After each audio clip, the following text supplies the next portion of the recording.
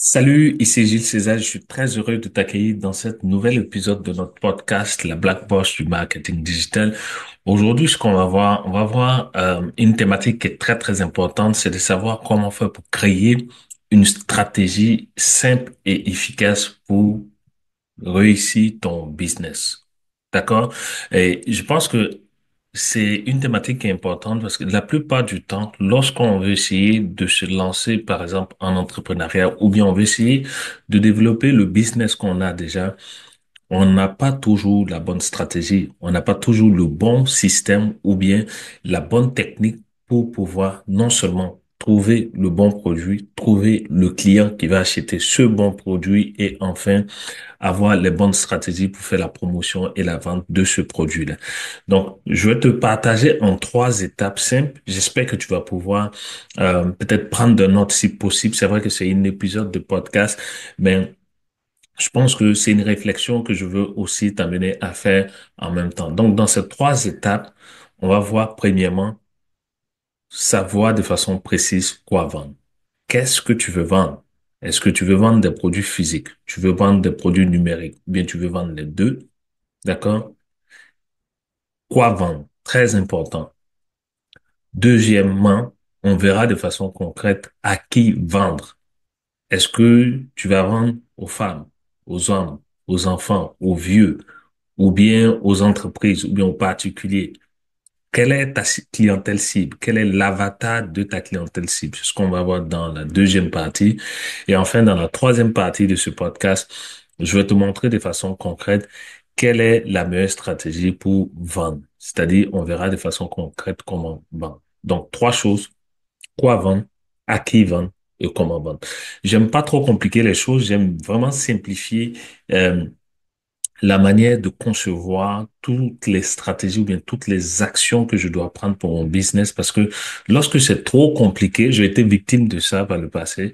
Essayer d'avoir un site internet très sophistiqué ou bien d'avoir le meilleur produit ou bien d'avoir les meilleurs designs et tout. Et en fin de compte, zéro dans le compte de banque parce que on, j'ai perdu beaucoup plus mon énergie sur ce qui n'était pas important pour le développement de mon business. Donc, ce qu'on verra ensemble, c'est de savoir comment faire pour créer une stratégie simple et efficace pour pouvoir réussir ton business, mais également mon business. D'accord? Donc, je pense que déjà, la première chose à comprendre, c'est que euh, lorsque tu veux euh, prendre des actions spécifiques, c'est-à-dire que tu vas avoir un plan d'action bien spécifique pour pouvoir atteindre un objectif, notamment réussir ton business. Ça te prend, dans un premier temps, de réfléchir. Et le problème, c'est que nous, dans notre communauté d'entrepreneurs, on prend pas le temps de réfléchir. On prend pas le temps de s'asseoir et évaluer de façon concrète quel secteur d'activité ou bien quel est le marché que que je veux intégrer. Deuxièmement, on ne prend pas aussi le temps de définir un plan d'action très simple, mais surtout efficace, un plan d'action sûr qui va nous permettre, étape par étape, de façon progressive, à pouvoir atteindre les objectifs de business qu'on s'est fixé. D'accord? Et je me souviens lorsque j'ai débuté ma carrière entrepreneuriale, je dirais pas peut-être depuis les années 99-2000 où j'avais commencé dans la restauration. Euh, je vais pas aller trop loin, mais déjà à cette époque-là, ce que, avec beaucoup de rétrospection aujourd'hui, je me suis rendu compte que lorsque j'ai créé ce premier business de restauration, je n'avais aucun plan, je n'avais aucune stratégie. J'ai voulu faire comme les autres. Je voyais parce que je fréquentais beaucoup les maquis, restaurants et tout et tout. Donc, en plus, le restaurant que j'ai pris en, le fonds de commerce, en fait, de ce restaurant que j'ai pris en location ou bien pour en faire un business, c'était un endroit que je fréquentais moi-même, c'est paradoxal. Je partais là-bas très souvent après le travail pour pouvoir passer du bon temps avec les amis, boire un pot et tout et tout. Et lorsque j'ai compris que ce fonds de commerce là devait être cédé ou bien devait être loué à quelqu'un d'autre, je me suis dit, OK, ben pourquoi ne pas saisir cette opportunité-là sans avoir à réfléchir, sans avoir même à avoir une stratégie euh, pour bien rentabiliser pardon, ce restaurant. Donc, euh, je me suis lancé dans cette activité-là, un peu comme dans le vide. Voilà. OK, je viens là, souvent, je vois les gens s'asseoir, boire, ah non, ça c'est un business. Normalement, ça doit cartonner. Ça, c'est pas compliqué. Il va falloir trouver quelques deux ou trois serveuses et puis un gérant et puis bon, that's it. Mon restaurant va fonctionner. Il y a pas de problème.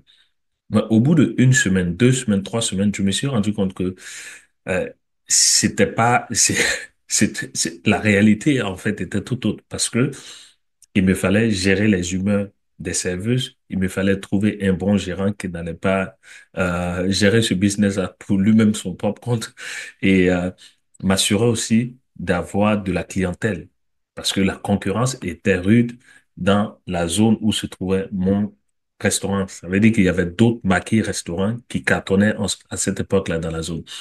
Donc, euh, je suis rentré de plein pied dans ce business de restauration, mais par contre, je n'avais pas de stratégie, ce qui a fait qu'au bout de 2 ans, pas 2 ans même, au bout de 2, 3 mois, j'ai compris que j'avais fait une erreur avec mes associés. On s'est rendu compte que c'était beaucoup plus difficile. La réalité était vraiment tout autre que ce qu'on pensait, parce que quand tu viens t'asseoir le soir, que tu prends un pot avec les amis, tu manges un poulet ou bien un poisson, tu penses que la vie est belle. Mais pour t'asseoir toi-même et gérer ce type de business-là, c'est vraiment pas donné à tout le monde. C'est toute ta vie qui s'en va parce que je me, je me souviens, je devais partir au travail le matin jusqu'au soir. Je finissais vers 16h, 17h, 18h souvent. Et après ça, je devais courir aller au maquis pour m'assurer que tout est bien parce que les gens vont t'appeler. Ah, mais César, est-ce que tu seras dans ton maquis ce soir? Parce que je passe avec des amis. Il faut réserver telle table, il faut réserver telle nourriture et tout, tout. Donc, tu es obligé de partir en avance pour t'assurer que tout se passe bien. Et quand tu sors de là, il est 2h, 3h du matin. Le lendemain, à 7h, tu dois te présenter à ton poste de travail. Donc, c'était vraiment et extrêmement difficile.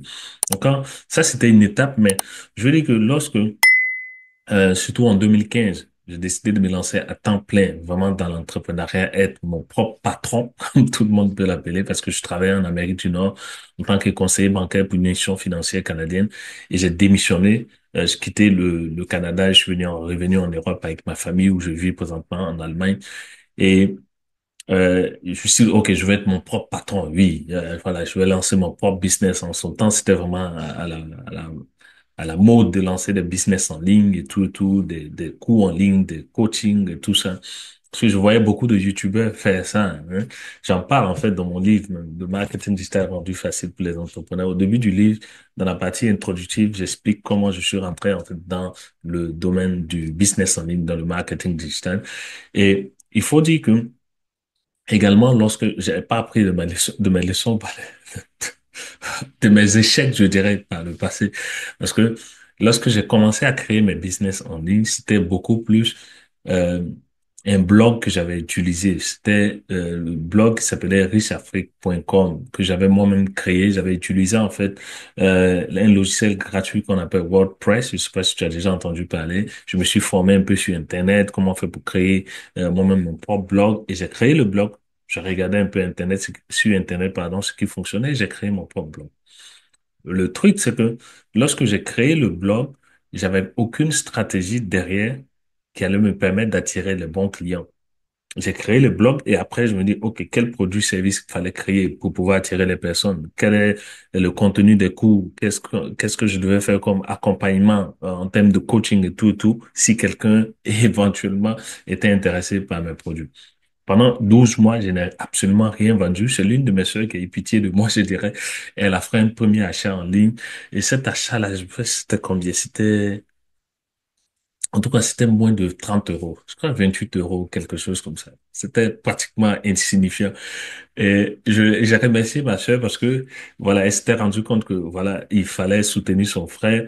Et du coup, je me suis rendu compte que je n'avais aucune stratégie. OK? Qu'il me fallait d'abord me former, qu'il me fallait découvrir de façon concrète quoi vendre, à qui vendre et comment vendre. Donc, c'est ce qu'on va voir maintenant. Donc, dans la première partie, la première étape, ce que tu dois faire, c'est de savoir quoi vendre. Je notais ici, il faut créer ou démarrer un business qui tourne autour de ce que tu aimes faire. Peut-être que tu seras pas d'accord avec moi sur ce point-là, mais moi, je dirais, c'est un point qui est très important. Pourquoi?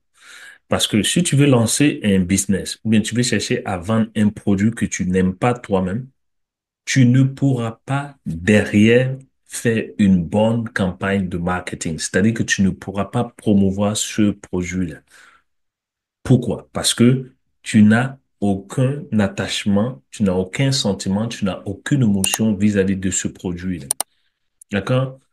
Donc, c'est souvent quand je fais des échanges avec des personnes, avec des clients potentiels, bien des prospects, ils me disent, moi, non, César, moi, je veux créer un business juste pour gagner de l'argent. Je dis, mais oui, tu veux créer un business pour gagner de l'argent, mais ça suffit pas. Tu vas créer un produit, oui, parce que l'autre, on voit ça dans les business sur Amazon. Les gens créent des produits, ou bien vont en Chine, font fabriquer des produits, mais derrière, ils s'assurent pas que il y a une bonne stratégie de marketing derrière pour pouvoir vendre. Or, la stratégie de marketing, c'est quoi? Et ça, on le verra dans la dernière partie. C'est de pouvoir raconter l'histoire qui sous-tend la création de ce produit-là. C'est de pouvoir raconter des histoires qui vont venir anéantir les fausses croyances que tes clients potentiels ont dans la tête, ce pourquoi ils refusent d'acheter ou bien ne veulent pas ou encore ils sont hésitants à acheter ton produit. Donc, tu comprends que si tu crées un business dans un domaine d'activité, ou bien tu crées un produit que tu n'aimes pas, ou tu crées un service que tu détestes, ça serait difficile pour toi de convaincre d'autres personnes d'aimer et d'acheter ce produit. C'est tout à fait logique. D'accord? Donc, la première chose quoi vendre, c'est d'abord de chercher à créer un business qui tourne autour de ce que tu aimes faire, autour de ta passion, autour de ton expertise. Et encore une fois, dans le livre, j'en parle.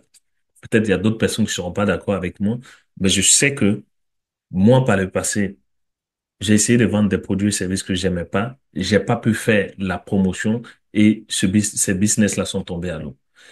Par contre, lorsque j'ai eu mon épiphanie, c'est-à-dire que lorsque je me suis rendu compte que le marketing digital était la clé de tout succès d'un business, que ce soit le business en dur ou bien en ligne, tout a changé pour moi parce que j'ai commencé maintenant à apprendre, j'ai commencé à aimer la chose, j'ai commencé à me documenter comme tu peux le voir ici, tous ces bouquins que j'ai achetés, les formations dans lesquelles j'ai investi. C'est pas par hasard, c'est parce que c'est quelque chose que j'ai aimé.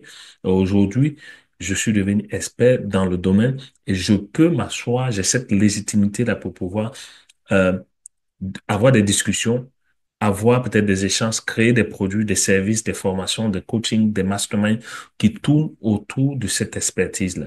Et je peux le faire toute la journée, je peux le faire pendant 2 ans, 3 ans, 4 ans, 5 ans, 10 ans, jusqu'à ce que je n'aime plus le marketing digital. D'accord? La preuve en est que j'ai créé ce livre-là. J'aurais pu écrire un livre en matière de droit parce que je suis juriste d'entreprise à la base. Mais j'ai écrit un livre sur le marketing digital. D'accord? Parce que c'est ma passion, parce que c'est ce que j'aime faire. D'accord? Donc, première chose. Deuxième chose, c'est de pouvoir regarder on va dire, dans les trois catégories, on va dire les trois grosses catégories. Il y a l'argent, il y a l'amour et il y a la santé. D'accord? En fait, en fait, c'est un peu comme nos trois gros désirs, nos trois grands désirs, ou encore trois grands secteurs d'activité. Quand tu crées un business, c'est soit dans le domaine de l'enrichissement, ça touche à l'argent, soit dans le domaine des relations conjugales, donc ça touche à l'amour, ou encore dans le domaine de la santé ou bien du bien-être, donc tout ce qui est comme création de salons de coiffure, vente de produits, de networking comme des produits MLM, long riche et tout le reste, la aloe vera, tout ça c'est dans le domaine de la santé. C'est vrai que derrière, tu peux gagner de l'argent avec. Et justement, une fois que tu as identifié ces trois grands domaines, il faut encore aller dans les sous-catégories et aller chercher vraiment ta niche. Et c'est dans cette niche-là que tu vas créer un produit et service que tu pourras vendre. D'accord? Donc, deuxième chose. La troisième chose que je notais ici, il faut pouvoir offrir quelque chose de différent que ce qui existe déjà sur le marché. Pourquoi? Parce que si, par exemple, tu vends un produit physique, notamment un téléphone, tu fais rien de différent. Pourquoi quelqu'un va quitter le magasin ou bien la boutique en ligne de quelqu'un d'autre, de ton concurrent, pour venir acheter toi ton téléphone? Quelle est la différence? C'est le même téléphone. Soit moi j'utilise un Samsung, ou bien c'est encore le même iPhone. Pourquoi la personne va laisser le produit ou le service de quelqu'un d'autre pour venir vers toi, étant entendu que c'est le même produit? Et c'est là la difficulté, en fait. C'est ce pourquoi les gens n'arrivent pas à vendre dans un premier temps.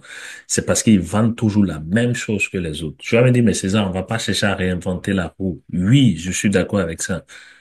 Mais la même roue, tu peux créer une nouvelle opportunité avec cette roue qui existe déjà, qui est bien adaptée à ton audience cible.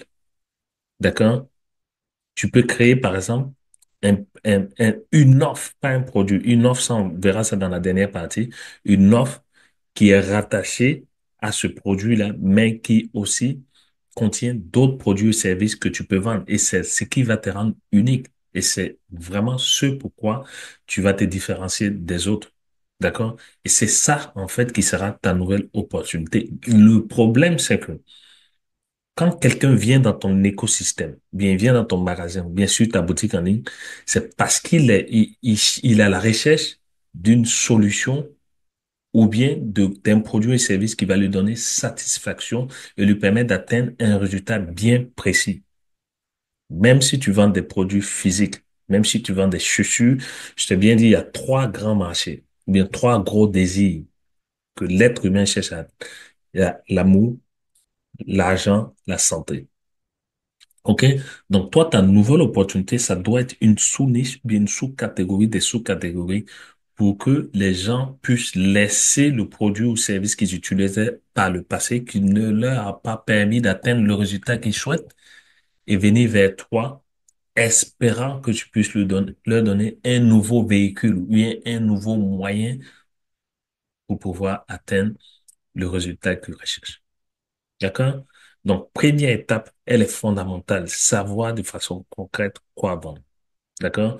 Et moi, en général, dans les séances de coaching, dans les formations que je fais, j'invite les personnes à regarder dans leur propre vie, de faire une rétrospection. J'en ai parlé dans le livre, une rétrospection et voir dans sa propre vie qu'est-ce que, euh, qu'est-ce que ces personnes-là ont utilisé dans le passé. Toi, par exemple, dans ton cas, en mettant tu as eu un problème de santé parce que tu t'es en surpoids. Ça veut dire que tu t'es devenu obèse à un moment donné.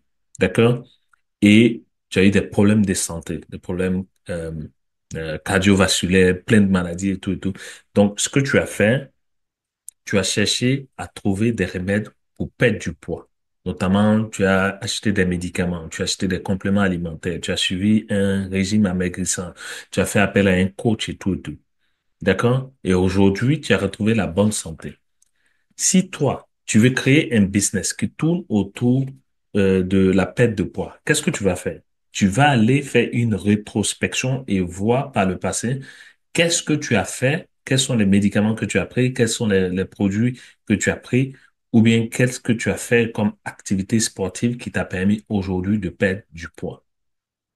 D'accord? Et c'est ça que tu vas vendre aux autres. Donc ça, c'est ton expérience, ça, c'est ton histoire. C'est pour ça que je dis, il faut d'abord créer un business qui tourne autour de ce que tu sais faire, autour de ta passion, autour de ton expérience, autour de ton savoir-faire.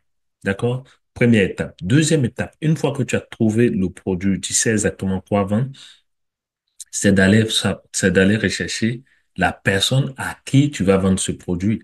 Donc, dans cette deuxième étape, c'est d'identifier à qui vendre ton produit. D'accord? Donc, il faut pouvoir définir l'avatar de ton client de rêve. L'avatar, en fait, dans la black box du marketing digital, en fait, c'est notre espace membre marketing digital et business. À l'intérieur, il y a une formation où je montre aux gens comment faire créer l'avatar de de leur client de rêve. C'est-à-dire l'avatar, c'est le prototype, en fait. D'accord? Donc, Pour pouvoir créer l'avatar, il faut se poser plusieurs questions. La première question, c'est par exemple, à quoi ressemble cette personne? À quoi ressemble ton client de rêve? Est-ce que c'est un homme? Est-ce que c'est une femme? Est-ce que c'est un blanc? C'est un noir? C'est un asiatique? Il a quel âge? Où il habite? Est-ce que c'est un occidental? Est-ce qu'il vit en Afrique? Est-ce que euh, il a des passions? Qu'est-ce qui le passionne? Quels sont les objectifs qu'il souhaite atteindre? Quels sont ses désirs internes? Quels sont ses désirs externes? Qu'est-ce que quelles sont ses difficultés? Quels sont ses problèmes? Quels sont ses besoins? Où est-ce qu'il va s'informer? Où est-ce qu'il va passer ses vacances? Qu'est-ce qu'il a? Est-ce qu'il est marié? Il a des enfants? Ou bien est-ce qu'elle est mariée? Elle est monoparentale? Ou bien, c'est toutes ces questions-là que tu dois te poser pour pouvoir définir de façon concrète l'avatar de ton client ou de ta cliente de rêve. D'accord? Donc, il faut connaître surtout, et ça c'est le dernier point, exactement le résultat qu'il souhaite atteindre. Pourquoi? Parce que c'est ça qui va te permettre de vraiment calibrer la nouvelle opportunité que tu vas lui proposer. Quand je dis calibrer, je parle de l'offre que tu vas lui faire, le produit ou les services que tu vas lui vendre. Faut que ce soit bien adapté à son parcours, c'est-à-dire à, à sa situation actuelle et tout ce qu'il lui faut pour pouvoir atteindre le résultat souhaité. D'accord? Et pour aller plus loin, une petite astuce, tu n'as pas besoin d'aller te casser la tête. Si tu crées un business qui tourne autour de ce que tu sais faire, autour de ta passion, d'accord? Ça veut dire que tu es en train d'aller rechercher des personnes qui étaient dans la même situation que toi, peut-être un an, peut-être 3 mois, 6 mois, bien 5 ans ou bien 10 années en arrière. Donc, tu sais exactement où est-ce que ces personnes-là vont se former parce que toi, tu partais aussi t'informer là-bas. Tu sais exactement quels sont les véhicules ou bien quels sont les moyens que ces personnes-là utilisent présentement parce que toi, tu as déjà utilisé ces moyens-là par le passé. Tu sais exactement quelle est la situation de ces personnes-là sur le plan émotionnel, leurs désirs internes, leurs désirs externes, leurs besoins, leurs challenges, les obstacles, les difficultés, parce que tu t'es retrouvé à un moment donné de ta vie dans la même situation. Donc, tu comprends, il y a une certaine logique, en fait. Si tu respectes vraiment la première étape et que tu crées un business, tu crées des produits et services qui sont vraiment dans ta niche, de ce que tu aimes faire, ou bien de ton expérience, de ta passion, ou bien ce que tu as déjà vécu, c'est plus facile pour toi d'aller trouver ces personnes. D'accord? Nous, on a un outil qu'on appelle la checklist client. C'est une checklist secrète qu'on utilise justement. C'est dans l'espace membre de la Black Box du marketing digital que je t'invite vraiment à aller rejoindre. C'est un espace membre qui est payant, mais tu peux faire un essai gratuit pendant 14 ou 30 jours, dépendamment. Peut-être que je vais te mettre un lien en dessous de cette vidéo. Mais euh, il faut comprendre que c'est une étape qui est très, très importante. Donc, si tu as défini l'avatar de ton client, tu sais exactement le résultat final, le résultat ultime qu'il souhaite atteindre, la dernière chose qui te restera à faire, c'est de pouvoir persuader ce client-là à acheter le produit ou les services que tu as déjà payé, qui est vraiment rattaché, qui fait partie intégrante de ton offre commerciale. D'accord? Donc, dans cette troisième et dernière partie, ce que tu dois faire, c'est de pouvoir, et je pense que c'est un point est très important, que beaucoup de personnes manquent. C'est pour ça que lorsque, au début de ce podcast, je disais qu'il faut réfléchir d'abord, réfléchir à ta stratégie. En fait, dans cette troisième étape-là, comment vendre ton produit, il y a plusieurs manières de vendre ton produit. D'accord? Déjà, c'est de savoir créer ta valeur ascendante ou encore ton échelle de valeur. L'échelle de valeur, c'est quoi? C'est-à-dire que quand quelqu'un rentre dans ton écosystème ou bien vient à la porte de ton magasin physique ou bien magasin virtuel, de ta boutique en ligne, il faut pouvoir lui offrir quelque chose d'une grande valeur qui va lui permettre de te faire confiance au premier point de contact. Je m'explique. Si par exemple le produit que tu vends, c'est 1 000 euros, ou bien on va dire 500 euros. Est-ce que tu penses que tu as plus de chances de vendre un produit à 500 ou 1000 euros. Ça fait quoi? 350 ou bien 650 000 francs si tu te trouves en Afrique. Demander à cette personne-là de te payer en une fois alors que la personne n'a jamais entendu parler de toi. Peut-être qu'elle a déjà entendu parler de toi ou bien t'as déjà vu quelque part, mais elle n'a jamais consommé l'un de tes produits et tu lui demandes d'emblée de te payer 500 ou bien 1000 euros. La personne ne va pas te payer ou bien la personne sera très hésitante parce qu'elle te fait pas confiance dans un premier temps. C'est pour ça que il faut créer la valeur ascendante de ton business. Et la valeur ascendante, c'est de partir valeur ascendante. C'est-à-dire que tu dois créer d'abord des produits et services, des offres qui sont moins chères, gratuites d'abord. D'abord, tu l'offres la gratuité, après moins cher, à prix moyen et après des produits premium. D'accord? Pourquoi tu le fais? Parce que même si la personne est prête à te payer ces 500 ou bien les 1000 euros, c'est-à-dire 325 000 ou bien 650 000 francs pour acquérir ton produit et service, c'est plus facile pour toi de convaincre cette personne-là à faire un petit investissement, soit on va dire pratiquement de 0 à 100 euros, c'est-à-dire de 0 à 60, 65 000, plutôt que de lui demander de te payer 500 ou bien 1000 euros d'emblée. OK? Et lorsque la personne va commencer à consommer, soit de façon gratuite, ou bien encore à bas prix, tes premiers produits et que ce sont des produits qui vont lui permettre vraiment, ça lui permet déjà de se rapprocher ou bien d'atteindre des résultats concrets ou bien d'être satisfait à un moment donné de son parcours ou bien de la consommation de tes produits, tu vois que la personne sera beaucoup plus disposée à te faire confiance et à acheter tes offres premium. D'accord? Tu vas me dire, OK, j'ai pas d'offre premium, je vends des produits de 5 1 2 3 5 euros ou bien 10 euros. Oui. Même si tes produits coûtent moins de 10 000 15 000, c'est le même processus. C'est pour ça qu'il faut créer la valeur ascendante de tes différents produits et services pour aider ton client à atteindre le résultat. Ça peut être des produits physiques, ça peut être des produits d'information, notamment des produits numériques, ou encore ça peut être les deux. Tu peux le faire sous la forme aussi de business en ligne ou bien de business en dur, c'est-à-dire tu as un magasin, tu as un bureau où les gens viennent pour consommer les produits et services que tu vends. D'accord?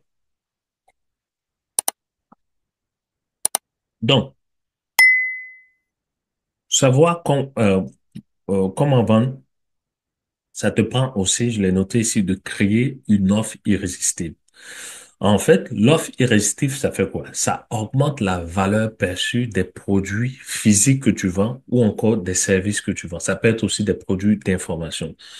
Donc, l'offre, ça contient non seulement le produit physique, ça contient aussi le produit numérique, mais il faut que ce soit intrinsèquement rattaché au parcours de ton client de rêve. C'est-à-dire que il faut que dans ton offre, il y ait tout ce qu'il lui faut pour pouvoir atteindre le résultat qu'il souhaite atteindre. Sinon, il ira voir la concurrence. OK? Et comment tu dois vendre? Nous, moi, par exemple, au niveau de l'agence marketing digital Clé, ce que je fais, j'offre beaucoup de valeur ajoutée, de grandes valeurs ajoutées gratuitement. Par exemple, ce livre-là, c'est un livre qui m'a pris plus d'une année pour pouvoir l'écrire de ma vie. Je me suis assis, je me suis formé, je me suis documenté et j'ai appris à écrire le livre. Ce livre-là, il fait pratiquement 200 pages, mais c'est moi qui l'ai écrit. C'est pas quelqu'un d'autre, c'est moi qui l'ai écrit. D'accord? Avec des images, avec les schémas. C'est un livre qui est assez technique. D'accord? Mais facile à lire et facile à mettre en application. Et ce livre-là, j'aurais pu le vendre, par exemple. Là, si tu vas sur Amazon, le bâtiment à 22, à 23 euros, c'est-à-dire environ 15 000 francs. Mais je le donne gratuitement parce que je veux m'assurer que les gens qui me voient pour la première fois aient confiance en moi. Au lieu de faire payer ce livre-là, je lui dis, OK, tu vas payer juste les frais d'impression et de transport parce que le travail à l'intérieur du livre, le savoir qui est dedans, j'ai déjà payé de mon temps et de mon savoir pour ça. Toi, tu as juste à payer les frais d'impression et d'envoi et moi, je vais t'envoyer ce livre. Tu vois? Donc, quelqu'un qui me voit pour la première fois, il dit, Et c'est ça, il va me donner un livre gratuitement, un livre surtout de marketing digital. S'il lit le livre, que ça lui a apporté de la valeur et qu'il a pu augmenter ses ventes, ou bien définir une bonne stratégie de marketing, tu vois que c'est un gain pour moi, mais aussi pour lui. Et demain, si je lui demande de rejoindre, par exemple, mon espace membre de coaching qui est payant par abonnement, la personne ne va pas hésiter parce que je lui ai déjà apporté de la valeur. Tu comprends? Donc ça, c'est vraiment la bonne stratégie pour vendre parce que tu vends sans pour autant vendre et tu le fais de façon naturelle et la personne va venir vers toi de façon naturelle parce que l'être humain, lorsqu'il a obtenu quelque chose gratuitement et que ça lui a apporté de la valeur, il a tendance à revenir vers la personne qui lui a apporté cette valeur gratuitement. Pourquoi? Parce qu'il se dit qu'il doit à la personne. C'est tout à fait logique. Tu me payes pas, je t'apporte de la valeur, je te permets de gagner de l'argent avec ton business, mais je te permets d'atteindre un résultat. Donc, de façon subconsciente, tu te dis dans la tête, ah oui, lui, déjà, j'ai rien payé, mais il m'a apporté de la valeur. J'ai obtenu des résultats alors que j'ai déjà payé pour des choses par le passé, des produits et services qui ne m'ont rien apporté. Donc, lui, là, je lui dois quelque chose. Donc, si tu lui proposes quelque chose d'autre, qui sera peut-être ton produit principal, ton produit phare ou bien ton produit premium, il va tout faire pour pouvoir acquérir ce produit-là. Parce qu'il s'est dit, s'il m'a apporté cette grande valeur-là gratuitement, par exemple, moi, dans mon cas, avec ce livre-là gratuitement, qu'est-ce qu'il y adviendra si je paye, par exemple, son programme de coaching à 999 € ou bien à 650 000, ou bien à 1 million?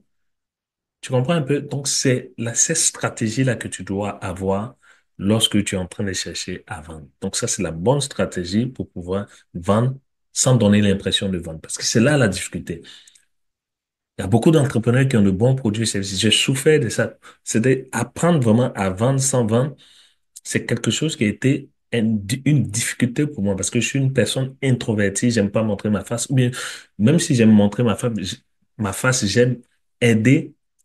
Mais à un moment donné, j'avais honte ou bien j'avais peur de demander. Je dis, ah oui, est-ce que je dois demander qu'il me paye et tout, tout. Alors que un de mes mentors qui me disait, si tu fais pas payer la personne ne va pas prêter attention.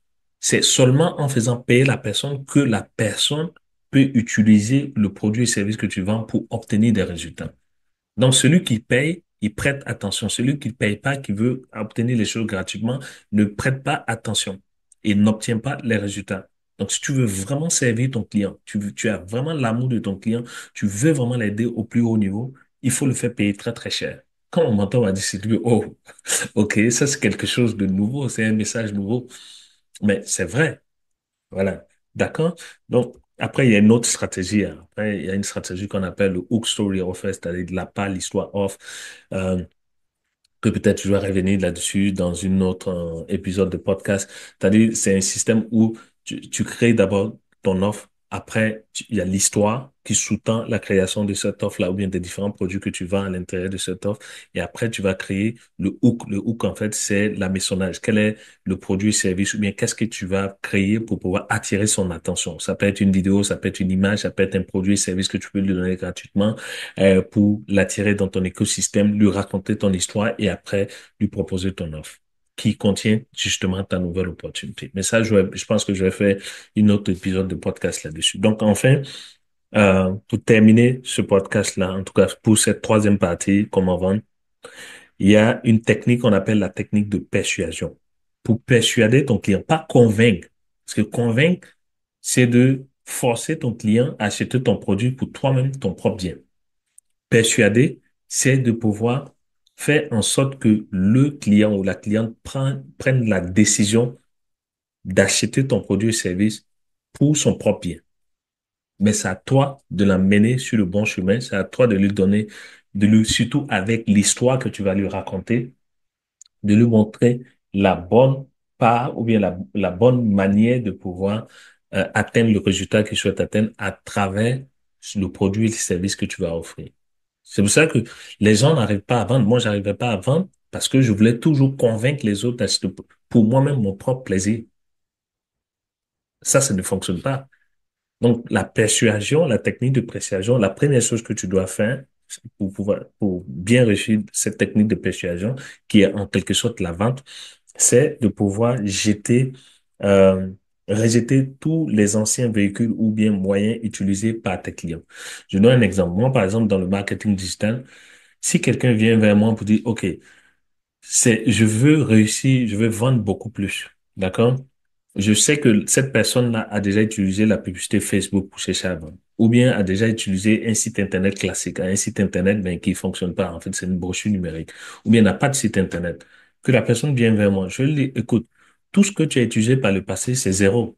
Tu as perdu ton argent, tu as perdu de ton temps parce que tu n'avais pas le bon moyen. Tu n'utilisais pas, pardon, le bon véhicule pour pouvoir gagner beaucoup plus d'argent avec ton business en ligne. Viens, voilà moi ce que je t'offre de nouveau, c'est de pouvoir d'abord chercher à créer un business qui tourne autour de ta passion, vendre des produits et services que tu connais, que tu aimes, tu es passionné de ces produits-là parce que ça va te permettre de pouvoir raconter des histoires et faire en sorte de plus ou moins amener tes clients potentiels à acheter ces produits-là parce que tu connais leurs peines, tu connais leurs difficultés et parce que toi-même tu as déjà vécu ça ou bien tu connais quelqu'un qui a vécu ça. Donc, l'outil principal que tu peux utiliser pour vendre en ligne, c'est pas Amazon FBA, c'est pas dropshipping, c'est pas, je sais pas, eBay. Ce sont des tunnels de vente. Viens, je vais t'aider avec ça. Je vais créer un tunnel de vente parce que ça permet étape par étape à ton client de pouvoir aller vers l'achat de ton produit, justement en lui proposant de façon concrète et simplifiée ce dont il a besoin pour pouvoir être satisfait. Tu vois, donc je l'amène à rejeter tous les autres moyens qu'il a déjà utilisés. Première chose. Deuxième chose, en fait, je justifie son échec pour dire, c'est pas de ta faute, c'est parce que les autres t'ont trompé. Tes autres mentors ou les autres personnes, mes concurrents, elles t'ont trompé. Mais en fait, je jette pas le discrédit sur mes concurrents. Je jette le discrédit sur ce qu'ils vendent, sur les produits et services qu'ils vendent. OK? Donc, c'est comme ça que je vais justifier son échec pour lui, c'est pas de ta faute. Parce que tout le monde ne veut pas reconnaître nécessairement que je me suis trompé. C'est pour ça que tous ceux qui vendent des produits qui sont similaires, ça coince parce que les gens ne veulent pas admettre qu'ils ont échoué ou bien ils ont fait le mauvais choix en achetant le mauvais produit par le passé. Alors que si toi, tu viens, tu lui offres quelque chose de différent, quelque chose d'unique, il va dire, ah oui, c'est quelque chose de nouveau, je peux m'engager encore. J'ai l'espoir que ça va me permettre de pouvoir atteindre le résultat que je souhaite. Tu comprends? Donc, deuxième chose. La troisième chose à faire dans la technique de persuasion, c'est de pouvoir, comme je l'ai dit tantôt, offrir ta nouvelle opportunité, offrir ton nouveau véhicule, ton nouveau moyen, quelque chose de différent, quelque chose d'unique. D'accord? Et c'est ça qui va te permettre de persuader l'autre parce qu'il dit, ah oui, effectivement, il a raison. Tout ce que j'ai utilisé Amazon, j'ai utilisé eBay, j'ai utilisé aussi dropshipping, tout ça, c'était du pipeau. J'ai perdu mon argent. Ce qui m'offre, c'est quelque chose de différent. Oui, les tunnels, c'est l'avenir. Oui, le fait d'avoir la possibilité d'utiliser l'intelligence artificielle pour bien euh, créer et raconter mes histoires sur mes pages de vente, c'est vraiment l'avenir. Donc, boum, je suis d'accord, je vais saisir sa nouvelle opportunité. Tu comprends? Donc, pour créer un business ou bien une stratégie simple et efficace et réussir ton business, ce sont ces trois étapes-là que tu dois suivre. Premièrement, savoir de façon précise quoi vendre. Deuxièmement, à qui vendre. Troisièmement, comment vendre. OK? Donc, tu peux partager en fait cet épisode de podcast-là, à tout entrepreneur, à toutes les personnes qui pensent vraiment, que tu penses vraiment aider. Je pense que c'est un épisode où euh, si tu suis bien les différentes étapes, tu vas commencer à avoir tes premiers résultats. Encore une fois, je te mets un lien en description. Tu as la possibilité d'obtenir gratuitement un exemplaire de mon nouveau livre, le marketing digital rendu facile pour les entrepreneurs. Le livre, il est gratuit, c'est juste à couvrir les frais d'envoi et d'expédition de 9,95 €, soit 6 500 francs si tu te trouves en Afrique. Je vais te mettre aussi le lien pour pouvoir faire un essai gratuit à l'intérieur de la Black Box du marketing digital, avec d'autres bonus, d'autres choses, notamment la checklist client, comment créer l'avatar de ton client de rêve, comment créer des produits et services, comment aussi faire pour créer ta valeur ascendante dont je vais parler, comment créer des offres irrésistibles. Tout ça, ça sera en description de de cet épisode de notre podcast, La Black Post du marketing digital. Mon nom, c'est Gilles César Quadio. J'ai été très heureux de te servir aujourd'hui. Que Dieu te bénisse. Je te dis à très, très bientôt. Bye bye.